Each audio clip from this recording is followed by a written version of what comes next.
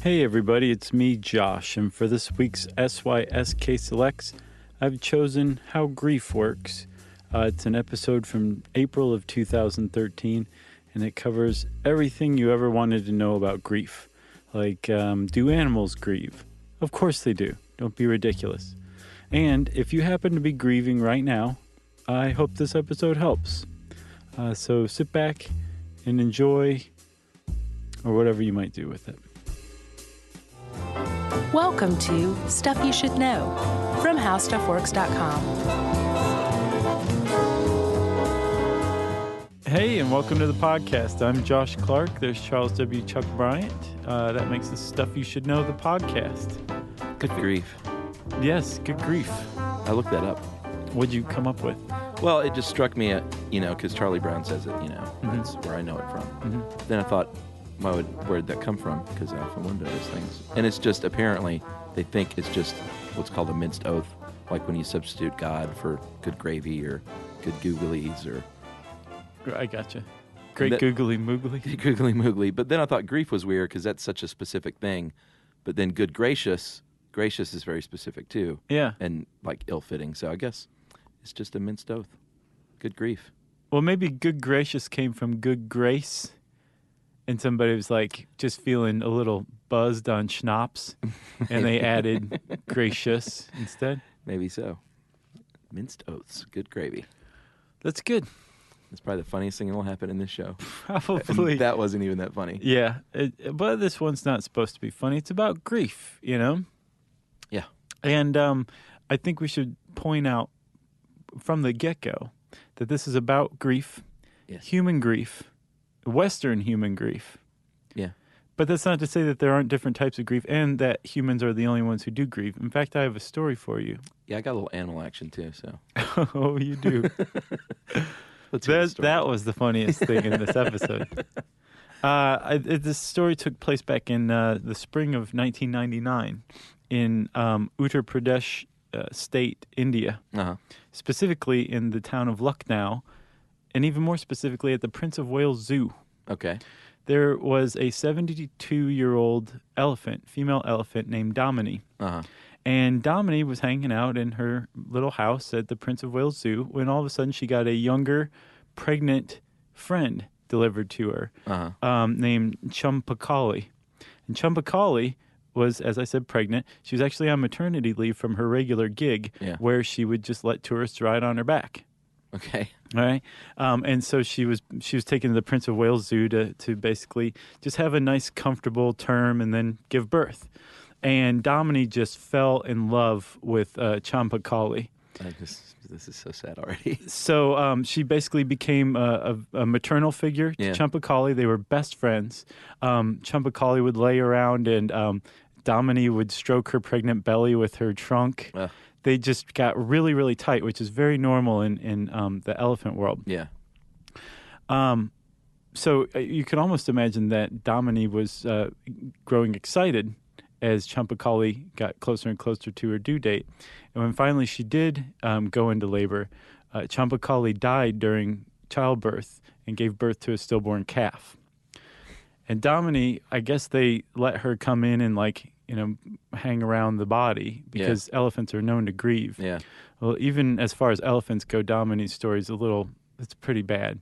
She cried over the body for a while and then went over to her enclosure and just stood still for a week, right? You're killing me. After the week, during this week, she stopped eating. She got to the point where her legs swelled from basically starvation and dehydration. Wow. Until she fell over. And then she just laid there for what turned out to be the rest of her life, where she wept and refused to eat and refused to drink and grieved over the death of her friend. And finally died herself a few days later. And the vets tried to keep her alive. They did what they could, but they said in the end, in the face of Domini's intense grief, all her treatment failed. Jeez. No, they're buried next to one another.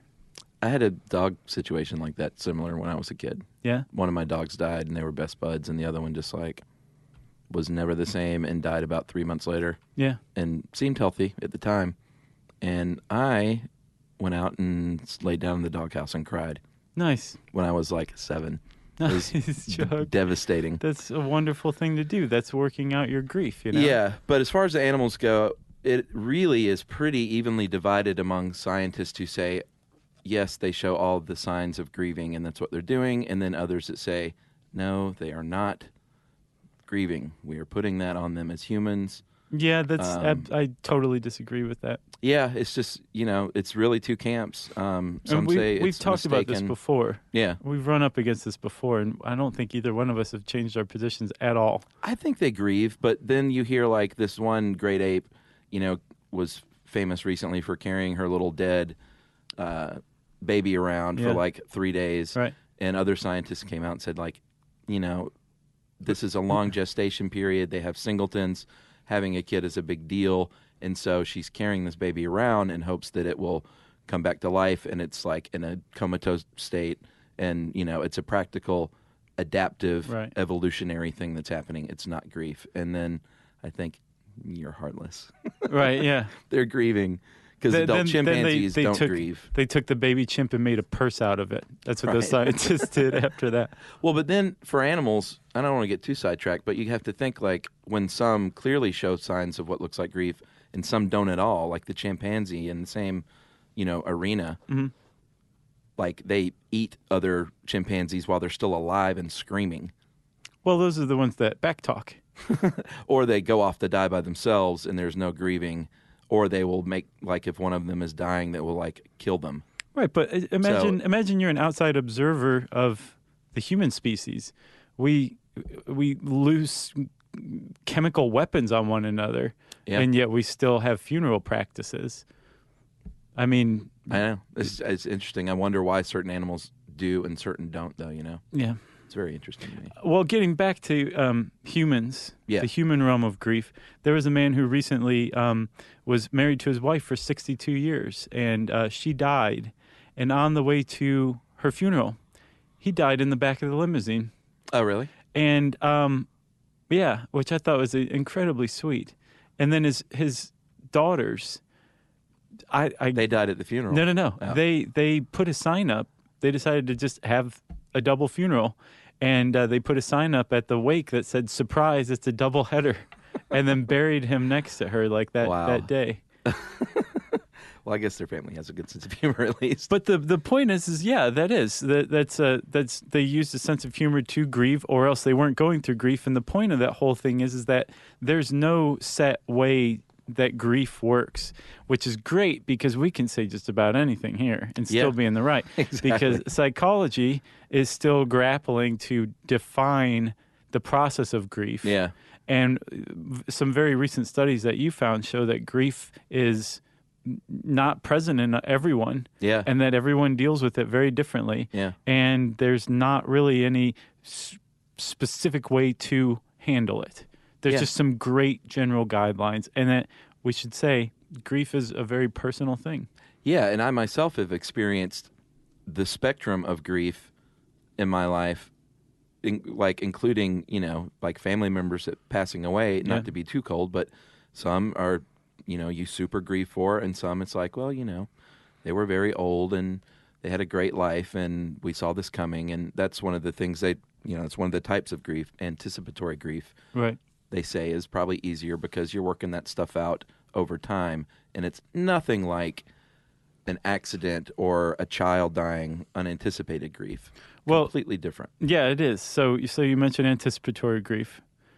That's like if somebody's got a prolonged illness or something like that, you have the chance to say goodbye ahead of time, maybe. Deal with these emotions. Exactly. And then once death actually comes, you've been prepared for this for days, weeks, months, right? Yeah, and a lot of times maybe there isn't any quote-unquote traditional grief going on at all because you're just so prepared. Right. And it's just a matter of executing all the things that you need to do if you're the person that's in charge of that kind of stuff. Right. Like you're so prepared, you blow off the funeral to go to the grocery store. I don't know about that, but might be a serial killer if that's the case. Psychologists call that kind of grief, anticipatory grief, basically the money grief, because it's about as light as you can get. Sure.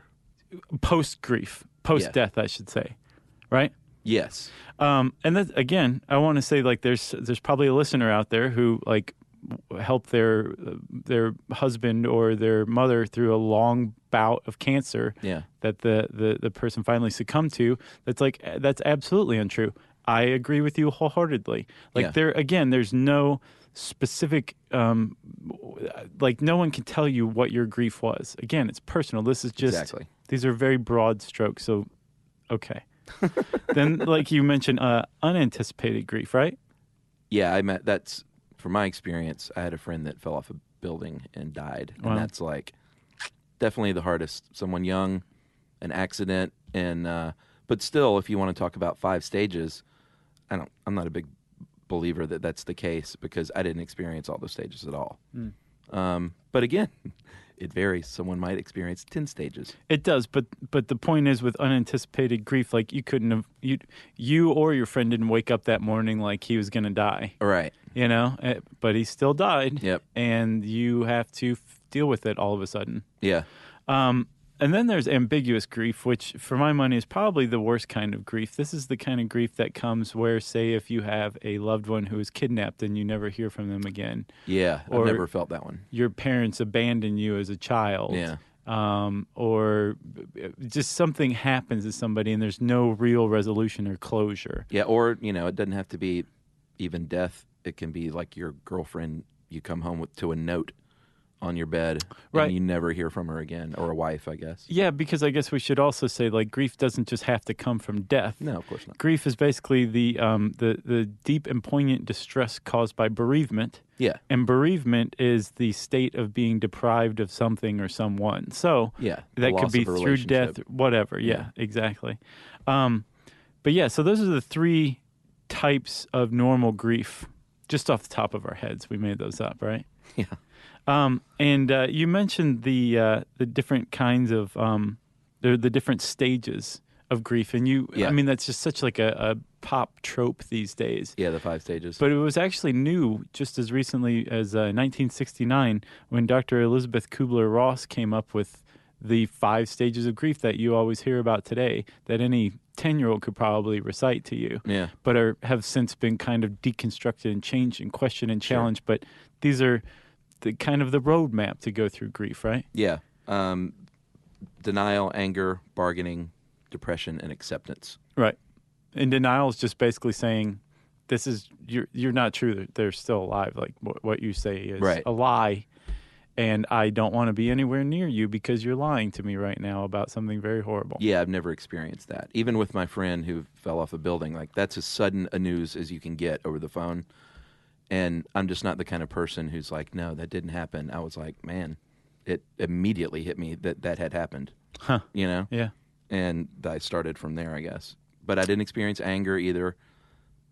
But, if it might have been my brother, I might have experienced anger. You raise a very good point. There's different I guess, risk factors. There's different elements to grief. Yeah. And some of it is personal. Some of it has to do with how close you are to the person. Sure. Some of it has to do with the type of person you are. You're a pretty resilient person. Yeah. If you were a very sensitive, bookish type, you might have taken it a little harder. You know what I mean? Yeah. You have a very, very, very strong, tight support group. You do. Yeah. So I would say that probably helped quite a bit. I'm sure you had a group of friends that like helped you through that were probably friends with the kid too. Yeah, absolutely. So you went through it as a group. Yeah, going through something alone is always hard. Even if you think you're a loner and don't want to be around anyone, you're probably not doing yourself any favors. Right. And then lastly, you had prior experience with grief. You'd thrown yourself down in the doghouse when you were 7. Yeah. So you had that experience to draw upon and to know you can make it through it. It does get better. It does go away. Yeah. So you're going to have the hardest normal kind of grief if you are, like you said, a loner with no support group. If this is the first time you've ever experienced grief, if you're the sensitive, bookish type, and if you were extraordinarily close to somebody. Right. Right? Yeah, totally. And in fact, I used to do acting exercises in college. I took this acting class, and believe it or not, I took one acting class, and I was not very good at it. And he used to tell us to try to do like crying exercises and stuff. So what did you think of? My brother was always the go-to. Like, imagine my brother had gotten killed or something. I would just like, boom, That is waterworks. so sweet. Yeah. Yeah, your brother. Other family I think members I I could tried, make and I was myself like, cry if I thought of your brother dying. I know, he's a He's beloved such guy. a good guy. I'm just kidding about the other family members, by the way. All right, so anger. That's the second one. Yes, it is. Pretty self-explanatory. Yeah. Bargaining fascinates me. Like the idea that you feel like you're suddenly in a position to make a deal with God. Yeah. To reverse the circumstances or bring the person back or take away the pain. Yeah. That's just so crazy. And it's like you think of somebody bargaining with God or some higher power and they're like looking up, talking to the ceiling or the sky. Yeah. And that is one of the normal stages of grief. Yeah. I just find that fascinating. I did that when I was young with girls. Oh, yeah. Well, I was heavy into church, very emotional kid, and girls like, it was one of those deals like, God, just please, if she would just come back to me, I promise I'll like do this and I'll do that. Yeah. But I'll clean behind my ears. Yeah, I grew out of that pretty quick. Yeah. Because I realized it didn't make any difference. Right. That girl's either coming back or she was hitting the road. Exactly. And God probably had little, if anything, to do with that. That's right. He was dealing with bigger problems. That's right. After that's depression, and this one's kind of tricky. Yeah. If you go through the stage of depression, if you do, it's not necessarily requisite. Right. They're starting to wonder if possibly you were already depressed. Yeah. And if you were already depressed, that probably means you're going to maybe get stuck in this stage for a while. Yeah. Or you might go through a depressed stage and then come out of it. Right. It's not necessarily, but the problem with this stage is that depression is a recognized mental disorder, and grief is not considered a mental disorder. Right. And yet, in one of these 5 widely accepted stages, you go through a period where you have a mental disorder. Yeah. But it's part of a normal process, and that's basically like taking psychologists and throwing them into the Thunderdome. Yeah. Greasing them up with chicken fat and handing them battle axes and saying, like, explain that. No, that's the funniest thing said in this podcast. The last one is acceptance, of course. Yep. It's when you are finally able to move on. And I found that one fairly interesting article where they charted this, and they said it would look like a W. Yeah. Is that right? Like the high points and the low points? Yeah, which I guess denial is a high point, and then it goes down to anger. Yeah. Up to bargaining. I guess. If you feel like that's getting you somewhere, maybe it's an uptick. Maybe. At the very least, it's manic, I would think. Yeah. Back down to depression, and then finishing the W with a nice bit of acceptance. Yeah, and they've, as you said, that we've sort of been studying this for like 30 or 40 years, and there was always that 5 stages thing, but recently they're looking more into it. And they've done some studies with widowers and widows, and they found that they really oscillate wildly from day to day. Right. And it's not necessarily going to be a W. It's I felt great today, and really my spirits were up, and I was even laughing. Mm-hmm. And then the next day they were really sad, and it just really is all over the map. Right. But I think overall what they're finding is that on a long enough arc, people emerge from it. And it seems to be somewhere on the order of 6 months to 3 years. Yeah. Seems to be. And I think that's the outliers are maybe 6 months to 3 years. That's such a ridiculous time frame, though. But I mean, like, if you study enough people, you can probably create like a... make up like 3 months to 5 years. Right. No, totally. And then say anyone else is an outlier. Right. But that's the thing. Like, you can't... That's why everybody is very wisely... they avoid saying things like that. Like this is like it's almost a respect for the process. Like no one wants to come out and say, "No, this is how it is." Yeah, because you can't, and that's a mean thing to do. And actually, there's grief is in danger of being medicalized. In the DSM-5, one of the proposals, there's always been an exemption to bereavement with depression, like a depression diagnosis. If the person has recently gone through the process of grief or is in the process of grief, you can't diagnose them with depression. You can, but you're not going to get reimbursed for any meds you prescribe them. Right. Well, under the DSM-5, they're taking away this bereavement exclusion so that doctors can get reimbursed. That's good. Yeah, but it medicalizes grief. It says no, now it's a mental disorder. Well, when it's not supposed to be, and it's a for slippery short time. slope. Yeah. You know? A temporary disorder, though. You would hope so. Yeah. All right. Very keen insight. Nice work. Thank you, Psychology Today. Yeah. Is that where you got it? Yeah. Okay.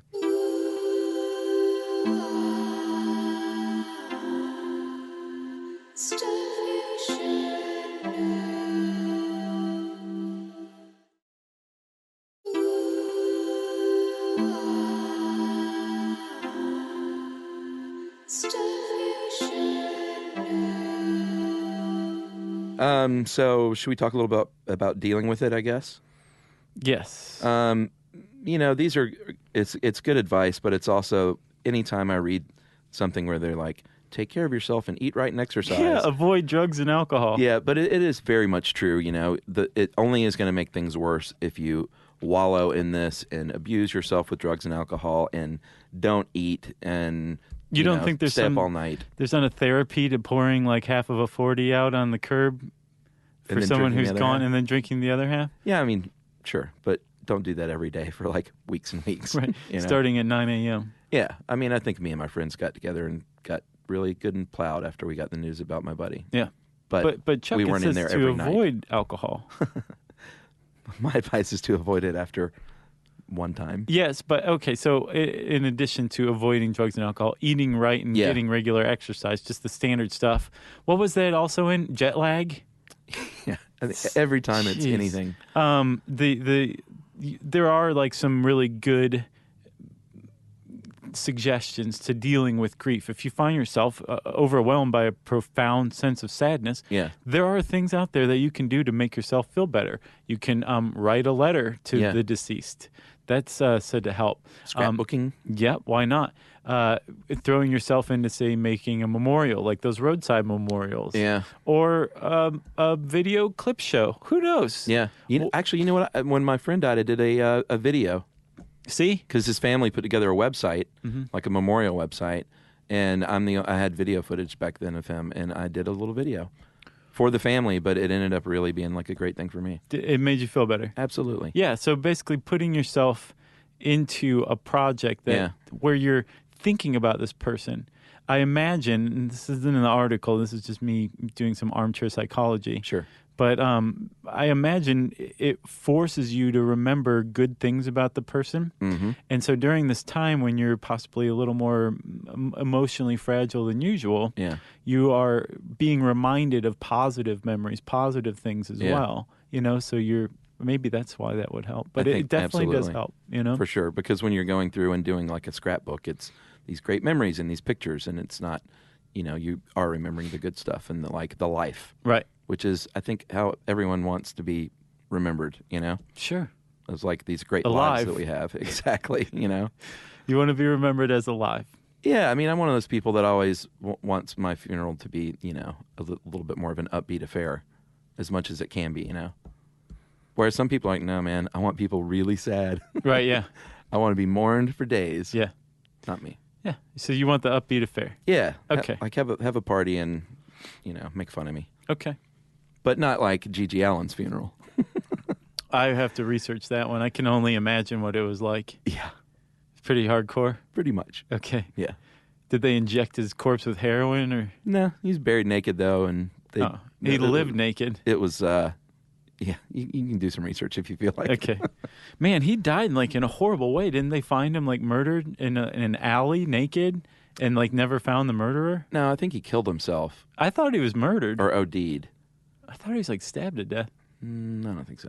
Okay. He used to threaten to kill himself on stage. That was his big thing. That he's one day it's going to happen. I thought his big thing was pooping on stage. Well, he did that a lot too. Yeah. He kept that promise. Man. Sidebar on Gigi Allen. Who knew Gigi Allen was going to show up in the grief episode? For real. Another thing you can do to I guess kind of help through the grief process is to throw yourself into a project that you think the deceased might appreciate. Yeah, or some organization they might have been affiliated with. Right, that's what I meant. Yeah. Like if you lose someone to cancer, maybe get involved with the Komen Foundation or one of the other groups. Or apparently MAD, Mothers Against Drunk Driving, was founded in memory of a deceased person. Absolutely. Killed by a drunk driver, one would imagine. Right. There's just a lot of stuff out there that you can do yourself. A lot of people pretty much immediately go to therapy, at least initially, to get a little help, to get some insight, some advice, whatever. That's not necessarily the case for everybody, and they've definitely found that therapy is not even necessarily helpful for everybody. Right. There's a lot of people out there who probably wonder if they're dead inside because they don't grieve like supposedly everyone else does. But study after study is finding that actually people who go through significant grief is a fairly small portion of people who experience a loss. Yeah, didn't we have a study in here? Oh, yeah, right here. Yeah. What they do generally is they track groups of widows and widowers for a period of time, right, and just have them, remark about how they're feeling on a day-to-day basis. And this one was for up to 5 years, I think. And between 26 and 65% had no significant symptoms in the initial years after the loss. Yeah. And only 9 to 41% did. And there's a big variability there, but they said it's partially from how the symptoms were measured. So. And in another study, they found that about 21% experienced what you could diagnose as depression after the loss. And right. only about 11% had trouble with it, like couldn't shake it after 6 to 18 months, I believe. Right. And 10% of people who lost a spouse felt relief. These were people that had reported being unhappy in their marriage. Right. So there's that. Those are the ones that dance on their spouse's grave. I guess so. And I don't necessarily think it's that cold, but there could be some mild relief if you weren't happy in your marriage. Right. And it doesn't mean you're dancing on graves and partying, but it might just be like, all right, well, now I can go move to Cabo San Lucas like I'd always wanted to. And hang out with Sammy Hagar. But my wife hates the ocean. Yeah. And now I can do that. Right. And my wife also hated Sammy Hagar, but I'm going to go hang out with him. Yeah, they also think that men may grieve heavier, even though it's long believed that women do. Mm-hmm. But I think a study like that is sort of silly. It's so variable, like from person to person. I don't know. Right. But we say all this to point out that if you don't experience what other people would recognize as grief, there's nothing wrong with you any more than there is if you experience grief. Exactly. What psychiatry and psychology have started to pay a little more attention to is what's been termed complicated grief.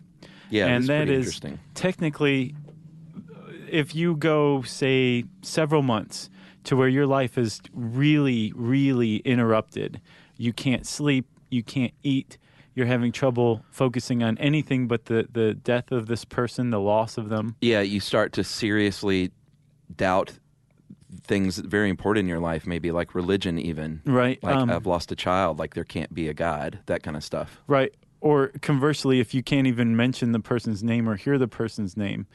Basically, if your life is disrupted for many months, then basically everybody from the Mayo Clinic to the APA says, maybe you should go see somebody about this. Yeah, because it can also manifest itself in aggression and violence, self-destructive, physical self-destruction. Yeah. So it can complicated is an understatement here for this kind of grief, I think. Right. So there's different kinds. If you go see a counselor with what's considered normal grief, they're probably going to help you let go of the person while still honoring their memory and recognizing them and the impact that they had on your life, but to get out there and live your own life. They're going to try to reach the same goal if you have complicated grief, but they're going to do it a different way, and they're probably going to encourage you to really form an even greater bond with the person now that they're deceased that you can nurture and hold on to and carry around with you. That makes sense to me. Yeah, and in this case, it's not like you can't tell a parent who has lost a child and you need to work through this and get over it. Right, and that's actually one of the risk factors for complicated grief is the death of a child. Right. The death of somebody that you are possibly codependent on. Right. And very, very close to. Sure. Or the death of a sudden death, usually from trauma, say like a murder. Right. Or something like that. Right. Those are risk factors for complicated grief. So I would imagine that if you had a loved one who was murdered, you probably are already getting some sort of professional attention. And if you're not, maybe you should. Well, yeah, and that what we're basically talking about was the difference between grief and trauma. And when you've experienced it to that degree, trauma is a whole different deal. They'd say it feels unreal, and it's can be terrifying. Terror is the most common emotion. It's common if you have dreams about a deceased loved one, but if you're having traumatizing dreams about yourself being endangered, then you've crossed the line from grief into trauma and complicated grief. Yep. Heavy stuff. It is very heavy. Losing a pet is, for some people, a very, very, very big deal.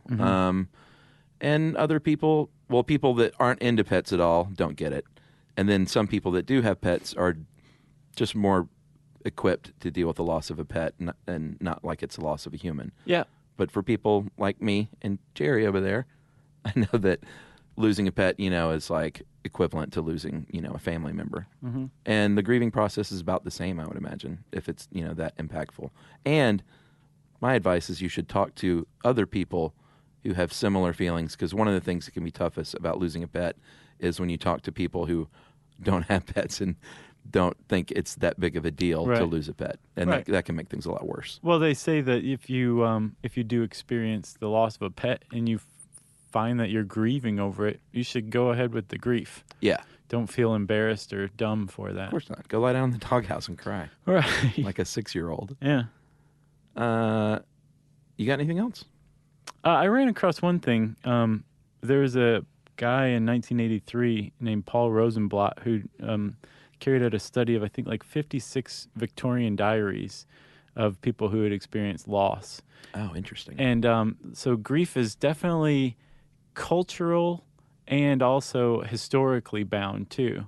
Huh. Like he found that the goal for these diarists was to keep the person alive around them, right? Like all the time. Like they would try to sense the person around them, or like maybe sit in their favorite chair because they could tell that they were still there in some way or whatever. And that under those circumstances, he found that grief never really seemed to ever go away. Huh. That it was something that they carried around for the rest of their lives. And in fact, one of the things that the Victorians did was they would wear black for a year, I believe. Yeah. And then dark colors after that, especially if you were a widow. And on the anniversary, you wear black too, right? I think so. Yeah. And you were expected to carry around this grief for the rest of your life. And one of the things they also did that actually is still around today was bereavement photography, which is postmortem photography. Yeah, we've done a thing on that. Have we? Yeah. And we did, didn't we? Yeah. And we got an email just as recently as today from a woman who lost a child and had a cast made of the baby's hands and feet. Really? And she said that it was something that has very much helped her through. I didn't read that one yet. Yeah, she said it was a gift from the hospital. Wow. To help them through their grief. And the hospital said, hey, you might not want it now, but we really encourage you to have this done, and we'll pay for it. Because, years from now, you may really be happy that you have it. And she said they were absolutely right. Wow, that's really great. Yeah. What was that email in reference to? Death masks? Uh-huh. Okay. Yeah. But it just happened to come in today when we were researching grief. Wow. Yeah. That's about it, I guess, huh? Yeah. That's it. That's A to Z grief. We touched on every single thing possible. What a downer. Yeah. I guess if you want to learn more about grief, you can type that word into the search bar at howstuffworks.com. Remember, I before E except after C. Chuck, hold on. Let's take a message break, huh?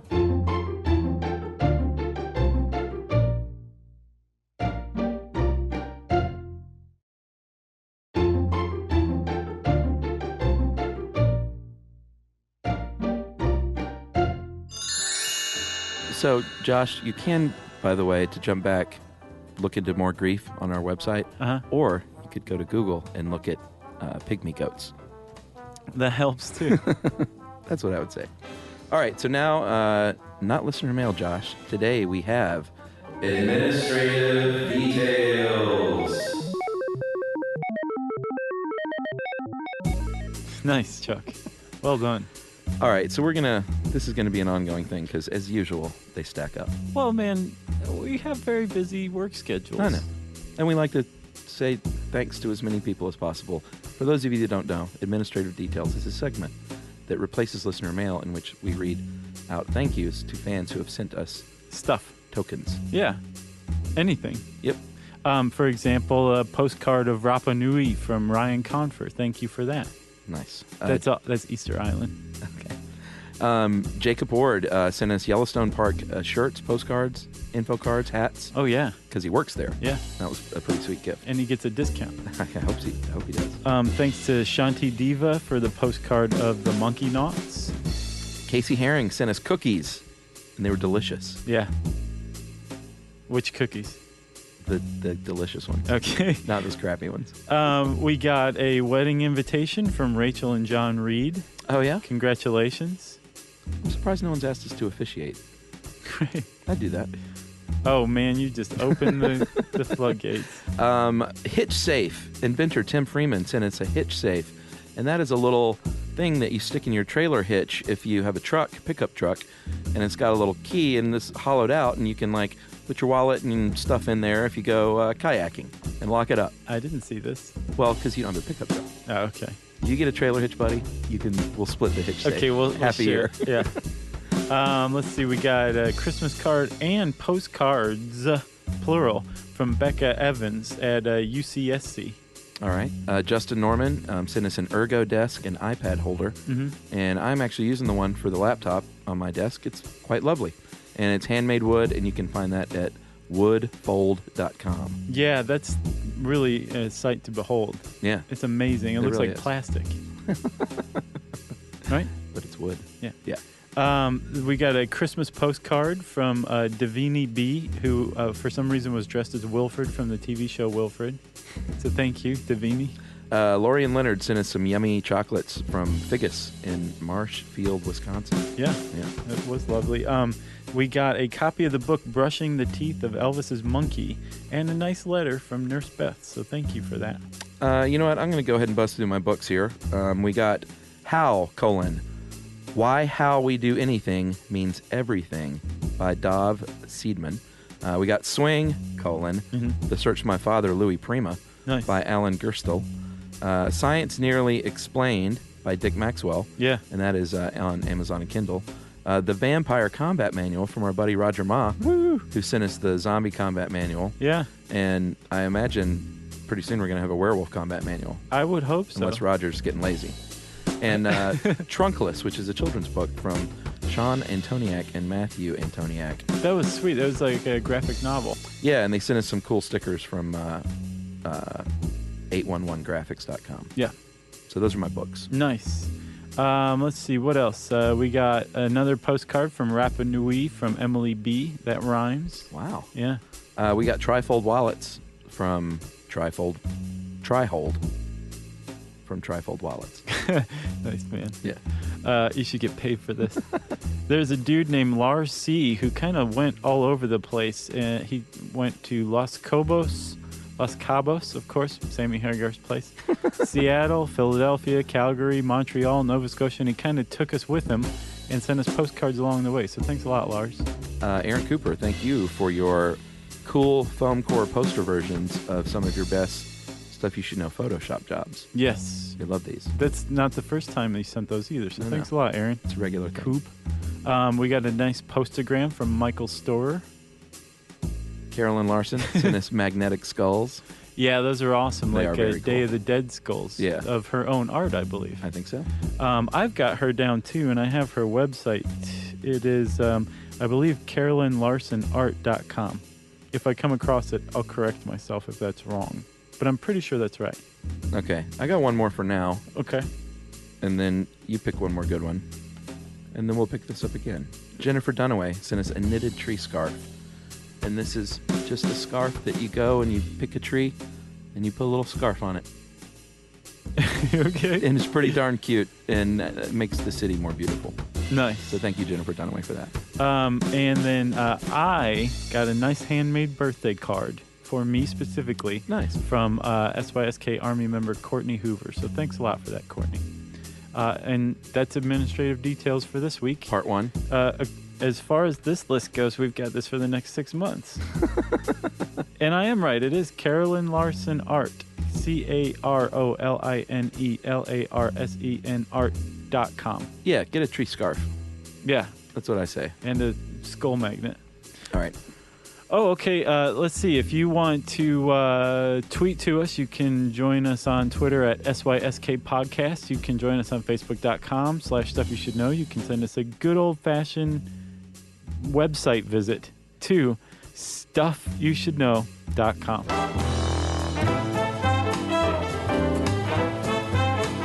For more on this and thousands of other topics, visit HowStuffWorks.com.